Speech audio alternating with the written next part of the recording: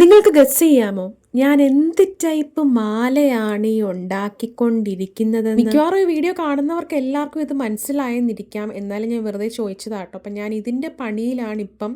അപ്പം അതുകൊണ്ട് രാവിലെ എനിക്ക് വേറെ വീഡിയോസ് ഒന്നും ഇടാൻ പറ്റാത്തത് കൊണ്ട് ജസ്റ്റ് ചെറിയൊരു മോർണിംഗ് ടോക്ക് ഇടാമെന്ന് വിചാരിച്ചു. ആക്ച്വലി ഇതൊക്കെ പഠിപ്പിക്കുന്ന ഡിഗ്രി കോഴ്സുകളൊക്കെ ഉണ്ട്. പിന്നെ ഞാനൊക്കെ ഒരു 90s കിഡ് ആയതുകൊണ്ട് എനിക്ക് അങ്ങനത്തെ സാഹചര്യം ഒന്നും തന്നെ പോകാനായിട്ടുള്ള സാഹചര്യം ഒന്നും തന്നെ ഇല്ലായിരുന്നു. അപ്പം എനിക്ക് ഈ പുതിയ ജനറേഷനോട് പറയാനുള്ള കാര്യം എന്താണെന്ന് വെച്ചാൽ, നിങ്ങൾ ഈ പ്ലാൻ എയുടെ കൂടെ എപ്പോഴും പ്ലാൻ ബിയും കൂടെ ഉള്ളത് നല്ലതായിരിക്കും.